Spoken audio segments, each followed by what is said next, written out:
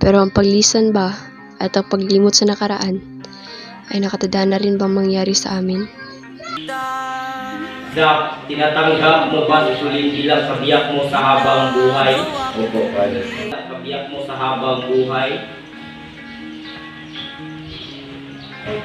Madilim na buhay pa rin ang mundo, tulad ng pagmamahal ko sa'yo, hindi na.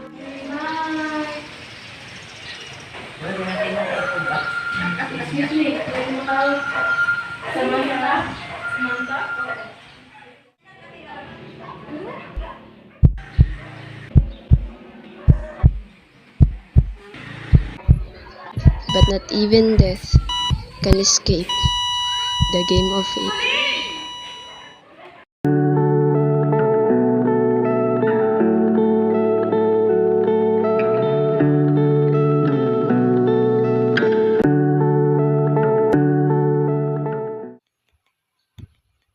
How are you, Sam? Oh, hi Sol. I'm fine. How about you? By the way, may pinapabigay pala si George sa'yo before she died.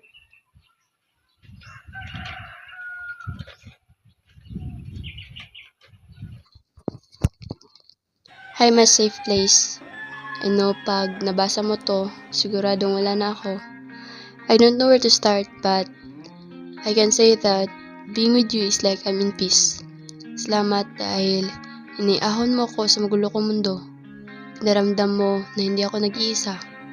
Pinaramdam mo kung paano himalaya sa lahat. Naalala mo pa ba nung araw na dumating ako sa school nyo at pagkapasok ko pa lang ay tinarayan mo na agad ako? Dun sa library, sa sobrang competitive mo, hindi ka na nakinig sa akin nung sinabi kong mali ang sagot mo at ikaw pa nagalit. Sa bawat araw na sabay tayong nagre-review, teasing you was fun, and from that day, na-realize kong sumasaya na pala ako sa tuwing magkasama tayo. Kaya nagparaya ako at ikaw ang nanalo sa math competition. For a long time, we were in love, and a tiny section of my core will always remember that love. Everything we do and every love we shared, I will treasure it here in my heart. Nung una kita makita, life with you was nothing less than a dream. But I forgot that not every dream turns into a reality.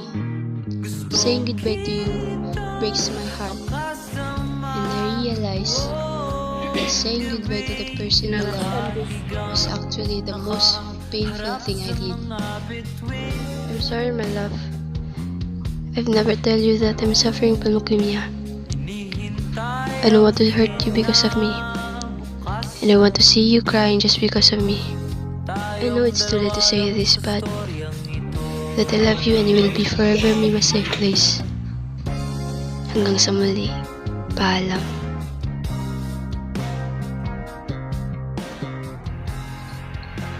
Pero paano pag ang lahat ng ito ay